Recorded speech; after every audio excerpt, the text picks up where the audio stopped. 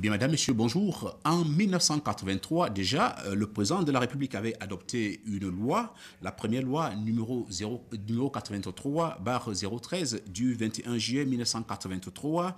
Eh bien, cette loi a d'ailleurs été abrogée il y a quelques années avec naturellement la loi numéro 2010-00 du 13 avril 2010 portant protection et promotion des personnes handicapées. Eh bien, depuis cela, apparemment, rien n'a été fait, les choses stagnent en quelque sorte et cela a amené les personnes handicapées à travers naturellement leur coopérative nationale à se plaindre une fois de plus, surtout lors de la fête du travail du 1er mai 2016. Et dans le cadre de cette plainte notamment, nous allons recevoir justement aujourd'hui le président Mba Sylvanus, qui est président national des coopératives des handicapés du Cameroun. Bonjour, président. Bonjour monsieur, bonjour Canada, bonjour téléspectateurs. C'est un plaisir que j'étais assis dans cette table parce que j'ai profité pendant que j'étais à la tribune, pendant la fête du travail 2016, où j'étais à côté d'un responsable du Canal 2 qui m'a fait l'invitation à Canal 2. Voilà, alors il faut justement louer comme ça l'initiative du directeur général adjoint, M. Jean-Benoît Taïen, oui, que vous avez rencontré. Cela prouve effectivement que Canal 2 est à l'écoute. Je dis bien que Canal 2 est toujours à côté de Kofakam. Et je peux me demander de regarder dans votre vidéo de votre image, quand vous étiez à Douala, on était à 100% d'action. Nous donner des choses aux personnes handicapées. Et quand on était à Douala, mais qu'est-ce qui ne va pas? Puisque nous avons profité d'une maison donnée par la première dame, nous avons profité avec l'assistance de Canal 2 et toutes les sociétés à Douala pour obtenir des moyens pour bâtir cette petite maison qui a été arrachée à nous en 2008, comme nous n'étions pas des gens. Pourtant, quand j'étais... pourtant, le président dit que son plaisir, le président de la République dit que son plaisir est de donner aux Camerounais assez nourris, assez hébergés et assez soignés. Alors je rappelle que vous êtes d'expression anglaise, vous êtes anglophone. Je suis anglophone. Alors déjà félicitations parce que vous vous exprimez très bien en français et nos téléspectateurs vont comprendre à travers votre accent que vous êtes de la région anglophone du Cameroun. Alors ben justement, je voudrais qu'on aille un peu pas à pas, je comprends votre émotion par rapport à cette opportunité qui vous est offerte justement pour pouvoir parler de votre situation. Alors concrètement, on commence par le début. La situation de la personne handicapée aujourd'hui au Cameroun, est-ce que la personne handicapée est prise en compte tel que le président de la République l'a voulu? Je vous dis que j'apprécie le président de la République parce que, vous savez, un an, quand il a pris son pouvoir, il a signé cette loi de 83 qu'il n'a jamais mis en pratique depuis. Mais nous avons combattu pour arriver en 2010 où on a encore changer des choses. Mais nous attendons encore le décret d'application. Qu'est-ce que fait le Premier ministre? Pourquoi 2010 jusqu'à aujourd'hui, le décret d'application de cette loi de 2010 n'a jamais été mis dehors pour que nous pouvions jouir à ce qui nous appartient? Alors, ben justement, ce décret, en tout cas, vous parlez de cette loi qui n'est pas mise en application jusqu'à aujourd'hui, mais il y a justement des problèmes que vous soulevez. Je prends naturellement le cas du problème que vous avez soulevé l'autre jour, à savoir la ville de Yaoundé qui est différente sur le plan géographique de la ville de Douala, avec des collines, et ça fait pas mal de problèmes, n'est-ce pas? Oui, je vais vous dire, monsieur Canal 2, monsieur Jackson, la ville de Yaoundé et la ville de Douala, et toutes les autres villes de Cameroun. La ville qui est un peu modérée, c'est la ville de Douala. Parce que c'est une ville économique et ce n'est pas une ville qui n'a pas de... Oui, elle est plate, il n'y a pas de collines. Oui, elle est plate. Et les personnes handicapées trouvent bien de vivre de ce côté. C'est pour ça que vous voyez les statistiques. Les personnes handicapées sont beaucoup dans la ville de Douala. Alors, si je comprends bien, vous posez deux problèmes. Vous dites, d'abord, il y a la géographie, c'est-à-dire de la ville en tout cas, et c'est-à-dire la ville de Douala, elle est plate. Il y a d'abord ce problème-là, ce qui est un avantage pour vous. Voilà, mais vous parlez également des hommes et des opérateurs économiques. Qu'est-ce qu'ils ont à y voir? Non, les hommes des hommes d'opérateurs économiques sont à Douala. Et quand des personnes handicapées ont des problèmes, ces personnes-là courent vers eux. Par exemple, j'ai à ma main ici à Yaoundé, j'ai eu une chance à trouver quelqu'un à Yaoundé qui veut bâtir 1+2 dans où je suis à Douala, à Yaoundé, pour les personnes handicapées. Je soumets ce dossier au ministre des Affaires sociales. Oui. Il nous demande seulement l'autorisation de bâtir. Ce monsieur a besoin seulement l'autorisation de bâtir. Mais ça prend beaucoup de temps.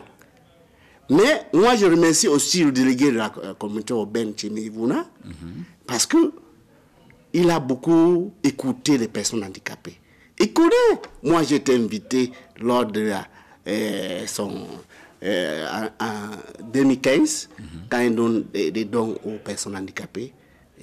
Mon association a été invitée le 18 décembre, l'année passée.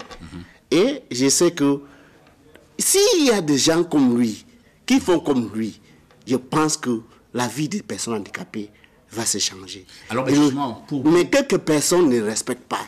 Certains respectent et certains ne respectent pas. Alors, donc, pour vous, il se pose un problème, c'est que Douala est une ville économique essentiellement, et Yaoundé est une ville politique. Alors, ça fait que vous trouvez qu'à Yaoundé... À Yaoundé, il est difficile d'assister au bureau de cabinet des ministres.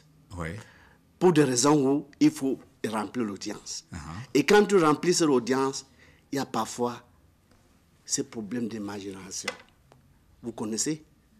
Quand vous voyez un handicapé qui rampe, ou un handicapé qui est avec les béquilles, ou un ministre va dire que je veux te recevoir, c'est très rare.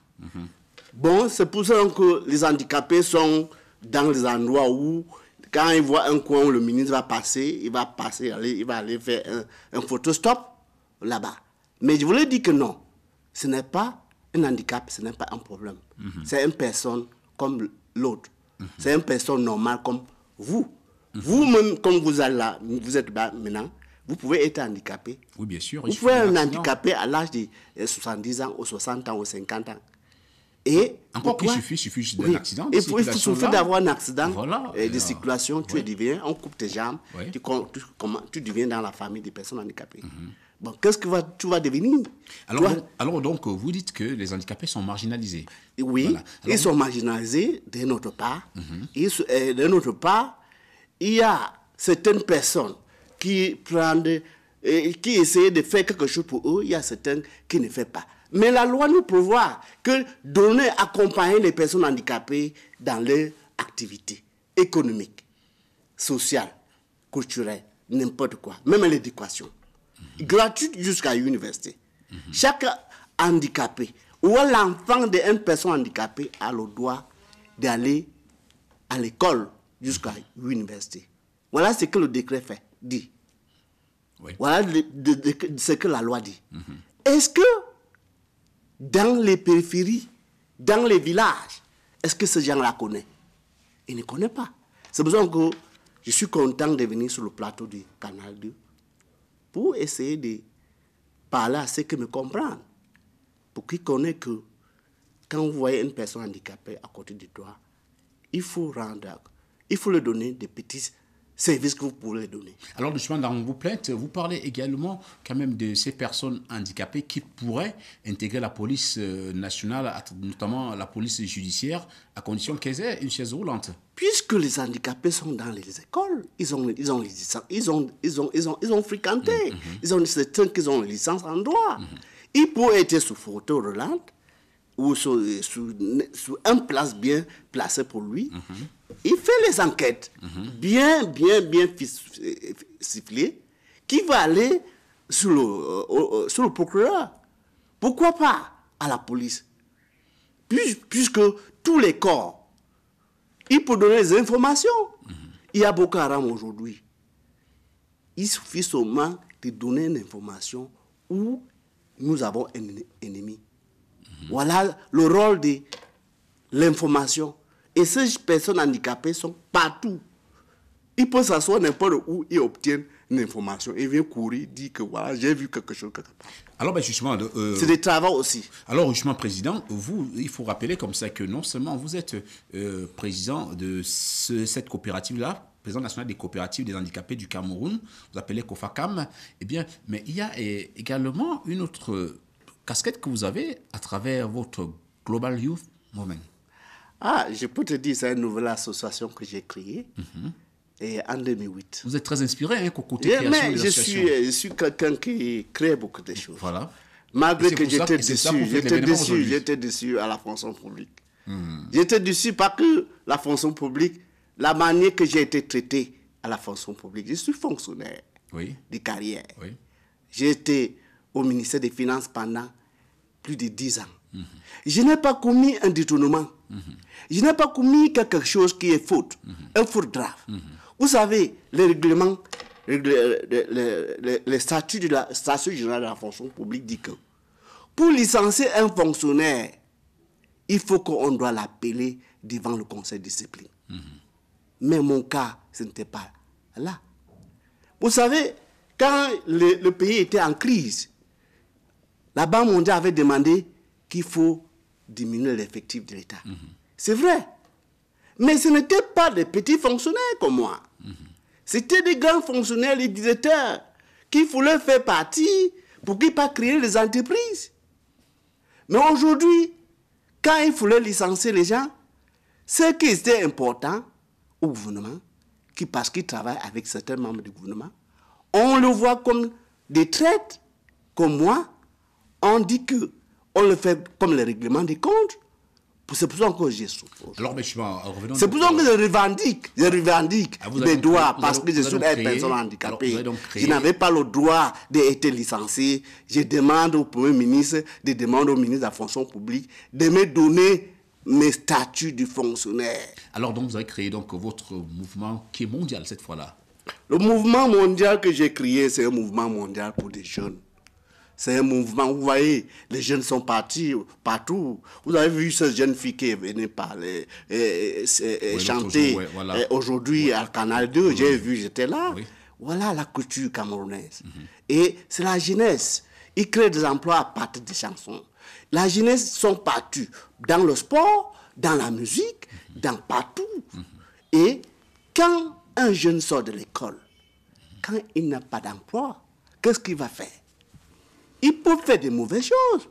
Il peut devenir des bandits. C'est pour ça que vous voyez, vous partez à Kounangui, vous voyez dans le quartier mineur, ou à Nubel, dans nos prisons aujourd'hui. Tu vas voir beaucoup de jeunes. Alors donc, vous avez pensé aux jeunes à travers votre mouvement? À travers mon mouvement, je pense que je peux créer beaucoup d'emplois. Par exemple, j'ai déjà mis sur pied un société de transport où je suis en train d'obtenir l'accord du fondateur du groupe Toyota. D'accord. Au Japon. Alors, ben justement. Vous avez... Oui, alors justement, je pense que déjà le temps, malheureusement, il nous tient à la gorge. C'est pour ça que j'avais voulu solliciter du temps à Canal 2. Voilà, justement. Parce que les jeunes sont prêts à me voir partout. Voilà. Il y a des jeunes qui m'invitent partout dans le monde. Voilà. Il y a dans l'Afrique. Parce que j'ai même un document signé par le ministre des Relations extérieures. Il doit commencer à faire des tours. Et j'ai besoin de partenaires comme Canal 2. Alors, ben justement, vous avez compris, Mba Sylvanus, que Canal 2 est bel et bien ouvert. Canal 2 est ouvert à tout le monde. Et surtout, c'est la télévision du peuple, la télévision de proximité. Et c'est pour ça que nos portes ont été ouvertes aujourd'hui dans le cadre d'un jour, un événement. Car c'est vous qui faites l'événement aujourd'hui. Et nous allons justement vous remercier d'être passé ici, en espérant vous revoir très prochainement pour qu'on puisse encore soulever des problèmes relatifs naturellement à votre association et surtout à votre combat. Au revoir. Bon, est-ce que vous pouvez me permettre de donner un mot aux gens de mon village, oui. Parce que je suis un élite. Voilà, allez-y. Et je dis à des gens de Batibo de me soutenir. Can I speak in English? Yeah, you can do it. I'm telling the people, young people of Batibo and those who are looking me right now here, that I have come up with a shortcut project of route to start from Santa right up to my 37 through Pinyen, Ashong, Enyo, Ambo, Efa, right to my 37. Just because we want to divert the upstation hill, where there's a lot of problem of climbing that hill. This is the shortest road to link to my 17 in Mamfe, going to Nigeria. Okay. So that's why I'm asking you people to join me in my movement so that we can start building the nation. Merci beaucoup et surtout beaucoup de courage. Au revoir. Merci.